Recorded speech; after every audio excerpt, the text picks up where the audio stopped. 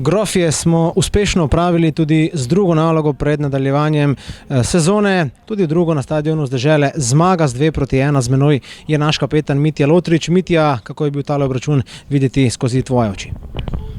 Ja, sigurno smo prikazali eno boljšo predstavo kot prejšnjo proti Radomljam. V nedeljo, ko smo igrali, pripravili smo si res veliko priložnosti, katere bi mogli izkoristiti. Rezultat bi lahko bil danes tudi dosti višji. Verjamem, da bomo v prvenstvu vse te priložnosti realizirali, sem pa vesel, da smo res prihajali v toliko zrelih priložnosti. V prvem polčasu so najprej povedli gostje, nato pa naš gol za izenačenje. 2 minuti zatem takoj naše vodstvo in potem do konca naša zmaga. Mitja, v tej sezoni smo že demonstrirali, da se znamo vrniti tudi po zaostanku in da je tudi to naša vrlina. Ja, sigurno smo pokazali spet neki karakter, da se vemo vrniti po zaostanku. V preteklosti mogoče tega nismo znali z leti, s treningi smo se tudi to naučili.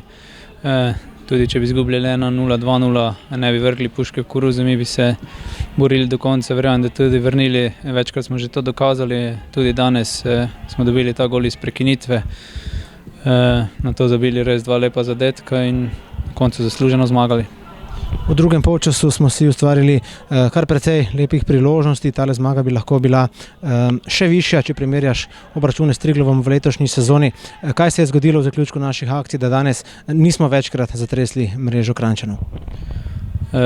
Danes mogoče nismo bili toliko, oziroma bi morali biti bolj sebični, tako sem jaz videl skozi svoje oči, vendar to nas je krasilo v celem prvenstvu, da smo si podajali žoge pred golom oziroma je na nasprotni strani dal samo v prazno mrežo. Danes nažalost mogoče nam to ni uspelo, vendar verjamem, da je to bilo samo danes in da bo že v petek proti Velenju boljše. V petek prihaja Rudar. Mitja, smo pripravljeni na nadaljevanje sezone v prvi ligi Telekom Slovenije? Sigurno, da smo naredili v tem času po tem virusu, koliko smo lahko skupaj trenirali maksimum. Tudi danes smo pokazali, da smo še vedno v dobrem stanju, da smo še vedno nepremagani, da lahko tudi tečemo, da smo v pripravah sami individualno doma delali in vsi se veselimo že te tekme v petek. Mitja, hvala lepa in srečno. Hvala.